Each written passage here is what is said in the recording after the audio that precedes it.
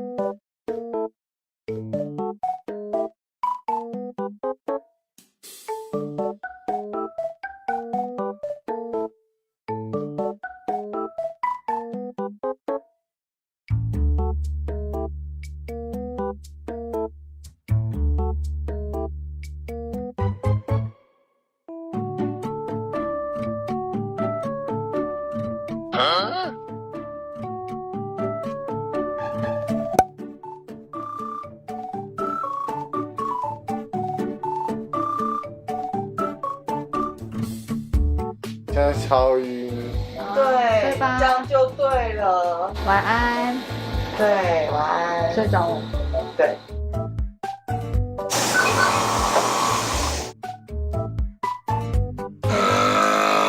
他这样算打很大声吗？算对不对？所以我很痛苦。可以理解，通常都是枕边人真的很大声。对，好咯。检查做好咯。还好吗？睡得好吗？蛮好的。秒睡啊，是秒睡哦，而且超级快哦。真的。检查也很快。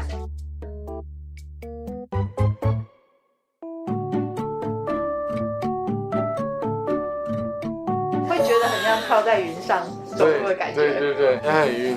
先休息一下。先休息一下，对。其实睡眠觉要做起来有呼吸中止。哦，真的。正常我们的呼吸中止每小时次数应该小于5次，也是48.2次每小时。48.2次。哦，这是属于重度的呼吸中止。哦，5到15是轻度的，15到30是重度，30以下就是重度。哦，所以48是属于重度呼吸中止里面。OK。当然，重度呼吸中止只是睡觉时候记录你的气流不顺而已，我们还是要看有没有合并缺氧的部分才是最重要的。所以你平均血氧会掉到92，也是低一点。正常你现在去量应该是98、99以上。啊，睡着之后会掉一点，但是也不太会掉于95了。所以平均92还是有一点缺氧。那最低会掉到78。哦，那很低。哦，那也是低的。那你这一次监测的睡眠时间有26%。血氧小于90的，所以这也是稍微严重一点的缺氧。所以我们要解决的主要是还是缺氧为主，因为缺氧对你的健康还是会影响，不只是打呼。当然你想解决的打呼跟呼吸中止当然是有一定的关系。呼吸中止大部分都会打呼，但打呼不见得会呼吸中止。所以现在你想解决跟我们想要解决的可能会稍微不太一样。我们要解决的主要还是缺氧呼吸中止，因为会影响之后心血管、脑血管都会影响。顺便如果治疗可以同时解决你想解决的问题，或者顺便让你白天精神好一点，当然最好。知道你睡觉张嘴呼吸吗？我知道，就是嘴巴起来口都很干。这是你睡着之后嘴巴打开，我从嘴巴照的。这是你的舌头。这是你的软腭。如果舌头比较大，或者舌头往后倒，其实后面就有一部分被挡住了。你的嘴巴的空间是看不到你的小舌头。是。那我们这是从鼻子进去啊，所以这边是你的左边鼻子，这边是右边鼻子。所以左右都有一点鼻中隔弯曲。所以你的空间如果鼻窦有肿，这空间就变很小。所以两边其实空间我觉得都不大。这一段就是比较松软会塌陷，就是呼吸中如果打呼最主要的地方。是。其他都有一些软骨硬骨，所以它不容易塌陷，所以这一段最主要。所以我们从鼻子看到后面，看哪边在打呼或者是呼吸中止的时候塌陷比较厉害，所以从鼻子进去看到咽喉就是这样。你的空间其实就没有很大，稍微狭窄一点点。那当打呼出现的时候，你的前后整个就会塌到几乎让空间没有。所以我们只要把下巴一往前拉，这个空间就会变到这样。哦，所以只要你嘴巴带着这样的它的空间就会大到可能不会震动，不会塌陷。是，所以打呼跟呼吸中止可能就可以解决到一大部分。是，然后我们再往这个下面看到更下面咽喉，你的舌根因为嘴巴打开，舌根会稍微往后倒一点，但是还不至于会影响呼吸道全部塌陷的。但有时候在随着你睡觉呼吸的时候，这个会阴软骨就整个塌陷到后面去，所以你的空间有时候被下面的一个软骨也会挡住一部分。那这时候一样把下巴再往前拉，是一样整个空间又打开。今天模拟的一个下颚前移的治疗牙套都可以解决这个问题。当然呼吸中止的治疗模式不止牙套啦。是手术的话，因为你毕竟下面那个会阴软骨会有一部分时间会塌陷的。对。那这个地方的手术基本上比较麻烦，因为它要插管麻醉，所以在诊所就比较不适合做到下面咽喉的治疗的部分。是。那上面的呼吸道鼻塞当然手术可以解决，因为你如果要用呼吸器或止鼾牙套解决，你鼻塞的时候是很难戴这些睡着的。因为止鼾牙套也是要让你下巴往前，嘴巴稍微闭着。所以当你鼻塞，你要张嘴呼吸，但是我们的治疗又要让你嘴巴闭着，通常就会进行，就会戴不住。所以等于手术就是鼻子跟上颚的地方。对，这可以解决打呼，但是刚才讲的，我希望解决的是呼吸中止嘛。那呼吸中止其实影响的到底？你这个年纪有时候不见得会有很明显的症状。我们呼吸中止临床表现已经说3型，一个白天嗜睡，一个是睡眠品质不好，失眠的问题，一个是几乎没什么症状，所以很多人其实都没有检测出来，都有的感觉。有的是混了，就是你白天也是睡精神不好，晚上睡眠品质也不好。对。但是会不会有一些严重的共病症，像心脏或大脑，倒不见得有。但是随着年纪，如果不去处理，一定慢慢有一些影响会慢慢出来。那我会问，像呼吸中止，它会跟肥胖有关吗？还是？很有关系，但是不是每个呼吸中止都是肥胖。它是主要的危险因子。我们呼吸中止真的6-7成体重都是高的。但不是每个肥胖的都会呼吸中止啊。它不是等号，只是它是很重要的危险因子。所以你如果之后有一些有一些治疗维持好的话，你体重不要增加，它的效果就会一直维持。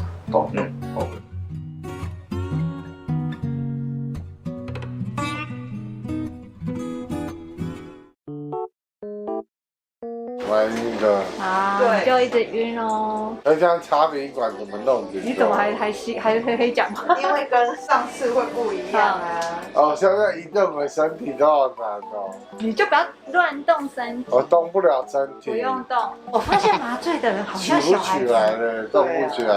他会把他潜意识的一些。真的，好像小朋友。没错，小朋友。小朋友，你可以不要。抬不起来，抬起来了都没办法。真是可爱。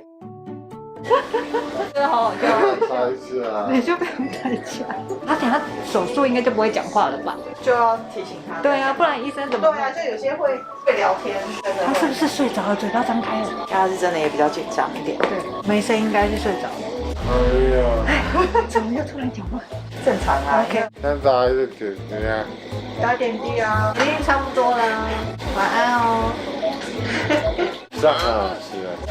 还是炸鸡？还有辣炒年糕。辣炒年糕？韩国。对啊。你现在是在韩国吗？我也不知道哎。很多。很多什么？炸鸡哦。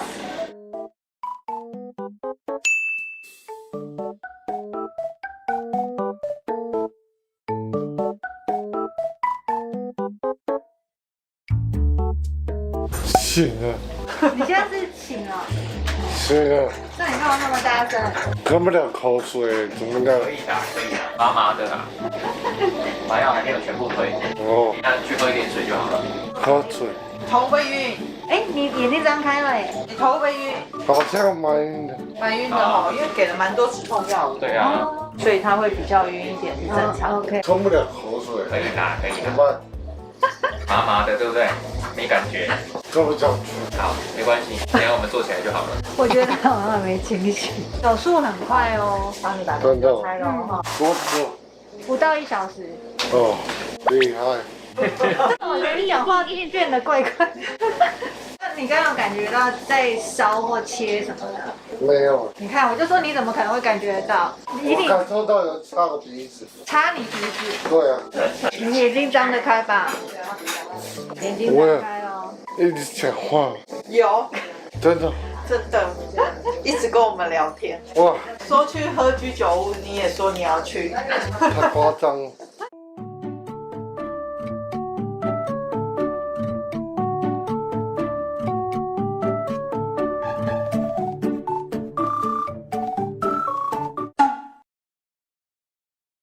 因为术后就想要让你通，所以没有塞太多止血的东西，反正它是表面烧灼，就是跟你一般不小心弄到流血破皮那个其实一样，所以回去等你的凝血功能发挥，它基本上就不太会有很多的鼻水代谢失了。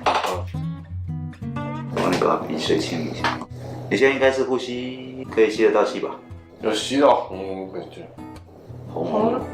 喉咙，我吸到喉咙。嘴巴我看一下哈，塞进去了。塞进去了。嘴巴，啊，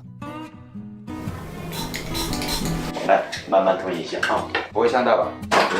血红垂直切掉一部分了，没有全部切掉了，因为它还是有一些功能了，所以我们只把过长的部分切掉，所以你的根部都还在，所以之后的形状还是会看到这样，只是没那么长了。嘴巴就只做到血红垂的部分，能量我们有往根部多打一点，所以它会慢慢硬掉，就不会在那边浮动。啊，鼻腔主要是解决鼻塞，让它吸流顺畅一点，所以等伤口恢复，从前面一直到后面大概顺畅，嘴巴就尽量就要闭着。那伤口在恢复之前都有机会像一些鼻水带一些血丝都有可能啊，基本上这个不会到喷大流，所以不用太担心。放着一个那个棉花这样压着，基本上都会止。只是它有怪怪的感觉，是不是？麻药还没退，因为这边也是有打麻药，所以那个打麻药的异物感可能会有1-2个小时哦，所以这1-2个小时还没退之前不要吃太烫的东西就好。那之后呢？不要呛到都可以吃啊，你想吃什么都可以，这个不影响。只是那个小伤口就跟嘴破，会不会痛到让人不舒服？要不要吃到止痛药或者是喷到止痛药就看每个人了。啊，鼻子就等1-2礼拜那个雷射的伤口，抓比较好回来清一次大概就差不多。好，啊，所以今天回去主要看血丝多不多，那喉咙这个伤口会不会很痛？啊，如果会很痛，止痛药都有。好，今天止痛药开了2种。好哦，如果痛就吃没关系。好，如果回去鼻水多也有鼻子的药，哦也可以吃。好啊，今天回去就不要吃太烫，因为那个伤口烫的会稍微刺激一点。好，他想吃什么应该都 OK。好，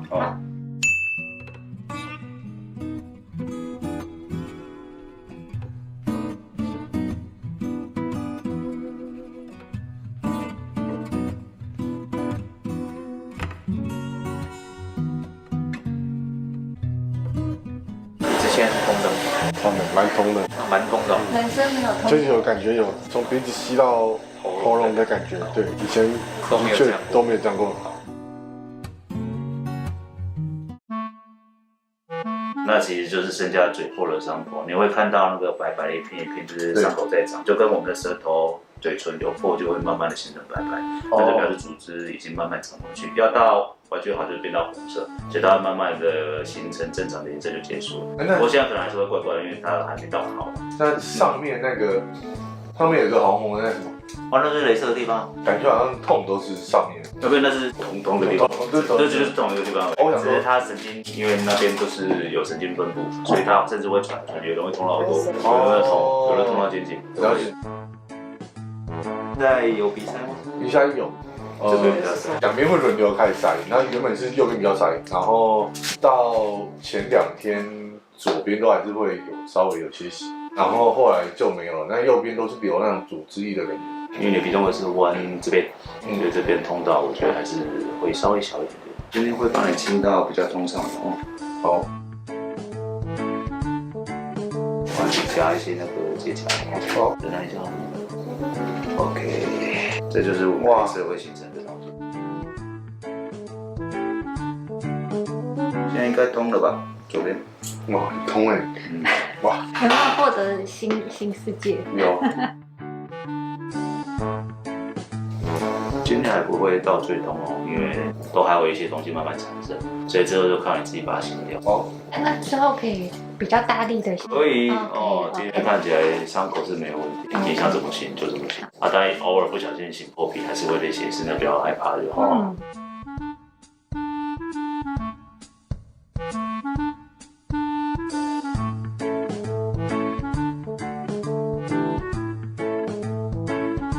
那之后等鼻子畅通就要训练闭嘴呼吸了。哦，现在呼吸两边都是顺的吗？很顺，因为我平常最近都是拿卫生纸会塞着，因为它会一直流嘛。今天这样做完就不会那么多了。哦，所以如果流出鼻水，把它擦掉就好。所以你要洗干净。OK， 伤口没有问题，放心。好，谢谢。哇，还这么多。如果它已经慢慢脱落，其实你大力擤应该是可以把它擤出来的。哦，难怪你一直说你塞塞的。对啊。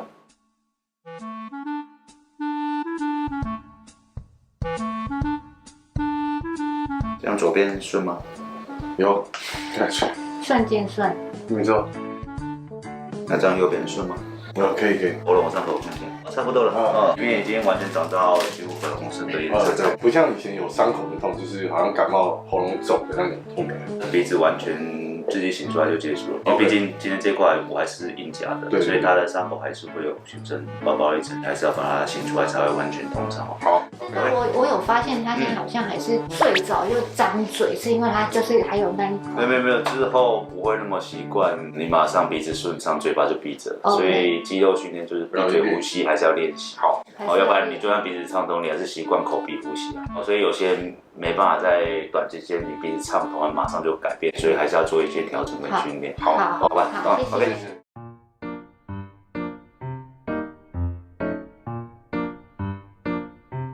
你先感觉一下会不会太紧，稍微感觉一下，应该还好。还好。如果紧到痛的话，要跟我们说。好。一点体检没关系。好。我们换下面哦，一样侧面进去再转正。好。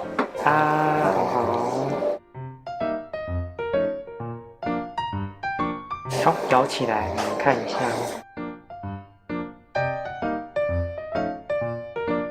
你先感觉一下，会不会觉得关节有什么异样或不舒服？目前好像还好。你再感觉一下，咬着休息一下。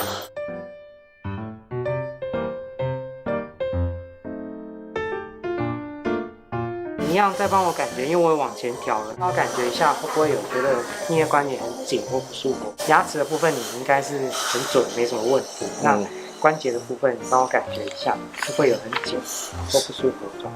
没有，还好，再咬久一点没关系，因为他睡觉其实是带一整个晚上，所以你就咬着感觉。应该睡觉他是就这样闭着就可以了。对，它会要卡住，把你的下颌往前，对，放轻松咬起来。一般会建议他在睡觉前大概30分钟就先戴，不要到睡觉那一刻才要戴。好，那你说1个小时都可以，反正你提早戴，提早刷牙完就可以。好。然后睡觉的时候就比较不会有觉得存在感。酸的话也是正常的。一开始前几天可能会有点酸，那个是还好，或者是你早上起来，前半个小时觉得这关节位置怪怪，那个都还好。如果半小时后它就消失，那就没有关系。OK， 它其实很简单就是侧面进去，然后转正。好，然后对这2根门牙 ，OK， 对准之后就往上压。哦，好。然后拿的时候呢，记得不要去搬到这个东西。好，它是活动的部件，它跟这个是分离的。我一直搬这边，它容易掉下来，所以可以的话，我们可以伸到后面，然后往下推。你的松紧是刚好的，或许你在前面这个地方有没有？好像拉一下就下来，好不好？左右一起拉 ，OK， 对准，然后往上推。好，然后对准拉下来。OK， 然后下面一样的意思下面就没有什么特别需要注意，就是一样左右往上推。好，然后一样对你2根门牙 ，OK， 对准压下来。好。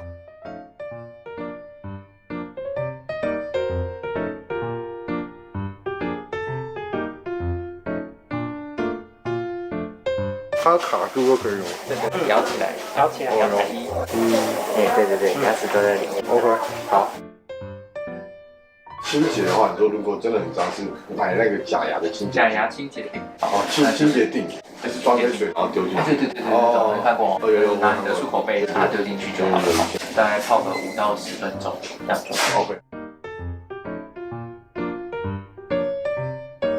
这个你应该大力擤得出来。对啊，因为我右边怎么弄都弄不出来。它左边是弄出来很大坨，说现在没有大坨的，放心。你现在应该也是顺的吧？现在左边就蛮 OK 的，但这个大概会持续多久？这个分泌物？你说黏水那个？对啊。现在看起来我觉得还好你只要有喷药应该不会太多。你有喷药吗？我都没看到你喷。有啊，现在看起来是还算干的，除非你感冒或者是遇到过敏源，它鼻水分泌会比较多一点。要不然通常鼻子黏膜纤毛功能长好大概1个月左右，就完全到正常大概1个月。喉咙呢？喉咙都 OK。终于不用再吃止痛药。吃多久？2个礼拜。2个礼拜有哦。有这么久？有，他有吃2个礼拜。那可以帮我看一下。对，都正常。睡眠有好一点吗？你自己？睡眠我自己觉得有比较好。旁边的人。我觉得这一次去欧洲戴牙套之后啦，我的起床频率有减低，大概打他1次而已。以前可能会一直弄这样。所以牙套你戴得住？可以。他就是想要问说，戴牙套啊，就是如果他嘴巴是还没有闭起来呼吸的话，那这样子是不是呼吸中止的问题，就是他还算没有改善的？还是会有一点点，可能会没办法达到很好那个程度。他现在好像都还是习惯用嘴呼吸，不知道要怎么改善。牙套还可以调整，就是它有空间。不然你就训练你的肌肉啊，你的舌头肌肉。你这要怎么训练？它有一些辅助器的工具，这样。好。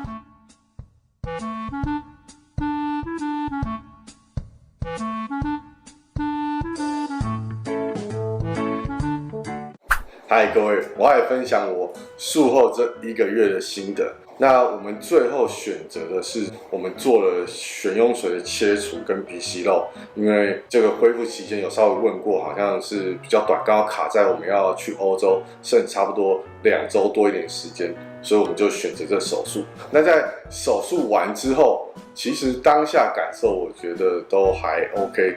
没有，手术刚做完那瞬间鼻子很痛，是完全我觉得哇，原来我以前是这么塞，就是现在可以呼吸到很多东西这样。然后后来过了到晚上就开始陆续会一直流血啊，流一些分泌物什么的，鼻子就会开始越来越塞。那塞住之后，我也想说索性就不呼吸了，因为根本就没办法用鼻子呼吸，两边都太塞，所以我卫生纸其实长期塞着。那一拔掉的时候，其实都可以发现上面很多血啊跟分泌物，然后都是靠喉咙呼吸。那其实前面1-2天都很 OK， 到第2天晚上的时候在吃东西的时候，因为医生有说只要你吞咽吞得下去都可以吃，比较没有恢复期的问题。结果我在吃一个蒸蛋的时候，不小心没有吹太凉，烫到，哇，就一烫到是一发不可收拾，完全就是让我跟小巴掌很紧张，因为对我们要去欧洲了，那时候剩多久时间？然后那2周我就变成很多东西完全真的没办法吃，只要有点硬的、有点烫的，我吞的时候或是温的喝的时候都会很痛。然后我都只吃冷面，就是便利商店卖的冷面或是布丁。那冷面后来又发现它的调味酱很咸，那只要是调味太重了，有点咸的这种也不能吃，因为吃了也会刺激到我那个伤口，所以整个就是很不舒服这样。那好家在是一直到了出发前的2天就开始 OK， 我们有慢慢测试一些，像先吃点预饭团啊，好像已经恢复的差不多了。那在术后到出国前这段时间，其实我们有下载一个 app， 然后他有去测那个分数，其实分数都还蛮高的。但医生有告诉我们，因为你刚手术完，鼻子还是会塞住了，所以可能要一段时间之后才会比较好。这个同时也是我们出国前最后一次回诊，那我们就拿到了牙套。接下来就是去了欧洲来开始测试戴上牙套之后的效果。那这个其实就可以来问问看小帮手，因为他最清楚我的口红打呼感觉是怎么样。那时候拿到牙套之后，就是我们去欧洲了，然后以前他打呼，我会一直打他，对，就是因为他真的很吵，没错，我完全没办法睡觉，然后我也没办法睡，对，因为我打他，他就为了要让我睡，他就不睡，对，然后后来我们就开始测试，我就觉得我打他的次数变成只有1次，虽然好像在中途打呼大声的时候，我还是听得蛮清楚，因为我戴耳塞，然后我基本上每天都有睡好。对，其实在出国这段期间啊，我那个鼻子其实我觉得都还是有塞的。出国回来之后也有再去给医生再去确认过这样子。然后后来我们回去在睡觉在开 app 的时候搭配牙套，其实我的分数就已经从原本100多分降到只剩20。没有，在这之前有降到50几。对，中间有降到50几。30几才20几。对。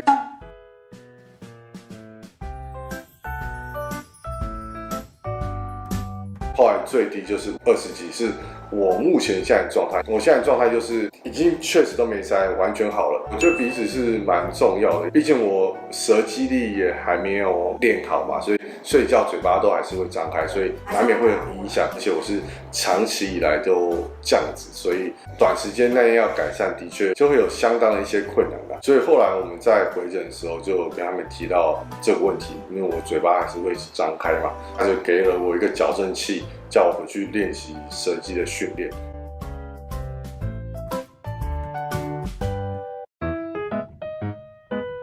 训练过后，就从3级又降到20几分。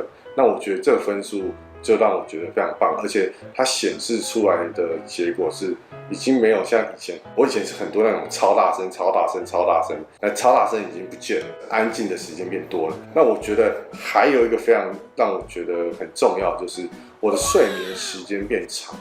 就是我以前很常是在半夜睡觉的时候会很容易醒来，就不知道什么原因，但我就会自己醒来。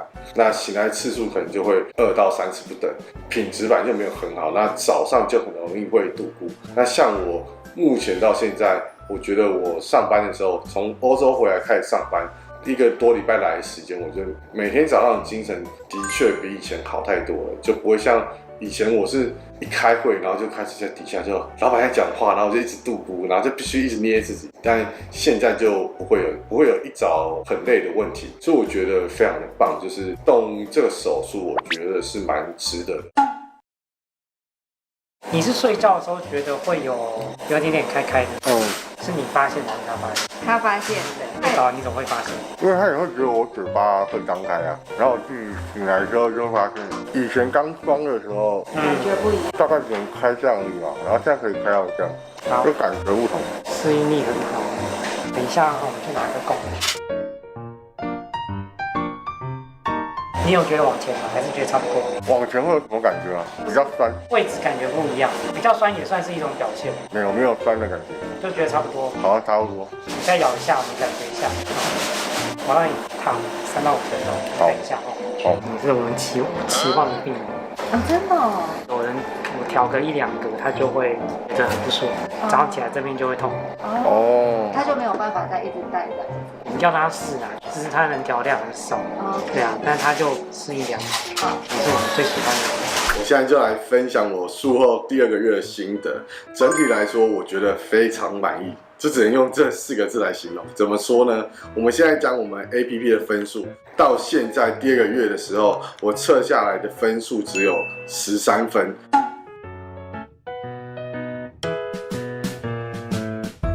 我觉得是非常棒的，因为整体啊，我打呼的频率已经降低非常非常多，而且也越来越稳定。那稳定的意思是指说，几乎就是小光头可能1个礼拜，他可能只会突然听到我某一次瞬间很大声而已。那他1个礼拜可能会叫我的次数就只有1到2次而已，不会像以前可能1天1个晚上就5分钟就不对，差不多，因为我一睡着马上就打，所以整体我觉得非常棒。这边的话，我这是改善呼吸中止嘛，还有打呼的问题，我觉得一次解决我非常多，生活品质也变比较好，那睡眠品质也是。那我们可以来问问看我的枕边人，他应该感受最明显。小汪总觉得怎么样？我真的觉得做这个手术太好了，真的救了我，也救了他。没错。另外就是他是说这个月完全没有戴耳塞。真的。对，然后我一样可以睡得还不错。那因为我这边的话，我是还有鼻中隔没有弄嘛，但我觉得以目前现在的状况，其实我真的非常满意。这样就觉得说目前不需要动。对，目前可能还不需要，但如果可能之后又变胖了或干嘛，我觉得其实多少都有关系啦。还有这第2个月舌肌力的训练也好，然后各方面我觉得还有一个很重要是可以分享一下，就我在睡觉的时候，因为我有戴牙套，我选择是牙套。那牙套我们也有不断的去调整，然后我在睡觉我也会尽量用大脑意志力告诉我尽量不要张嘴之类的，我会想办法去控制啊。但好像医生有说，就是大家睡觉难免嘴巴都还是一定会稍微张开，只是张开的幅度大小而已。对对对，所以牙套就是帮助我们尽量 hold 住啦，然后主要是把我那个呼吸道稍微撑开嘛。那我觉得这样子的第2个月下来，就是这样的结果，我们真的是觉得非常棒的。那我们下一就来分享术后第3个月的心得吧。那第3个月，我觉得整体上跟第2个月其实差不多的，只是在这个月我们重新做了一次检测，呼吸中止的检测。那检测完之后，我原本从1小时48次是重度，现在已经变1小时14次轻度。那我觉得整体对我来说非常满意，因为都是往好的方向去走，而且是越来越好。那我们就可以来问问枕边人的想法是什么，因为他在旁边最清楚。我觉得整体跟第2个月差不多，可是确实有往越来越好的方向，然后完全我都没有再戴耳塞了，然后很偶尔才会有比较明显一点的声音。基本上我身为枕边人都可以一觉到天亮，所以很棒，真的是蛮棒的，而且。在一开始以为还很肿的时候，会不会没有办法那么好？结果还是要有信心啦，因为其实医疗团队都非常帮助我们。中间过程有很多问题，一直咨询他们，他们也会很热心的马上回复。所以我觉得，如果真的有这样困扰的人，真的可以去咨询看看。好，那我们今天影片就到这里。如果你喜欢我的影片，记得帮我按赞加分享，并且订我的频道加开启小铃铛。我们就下次见喽，拜拜。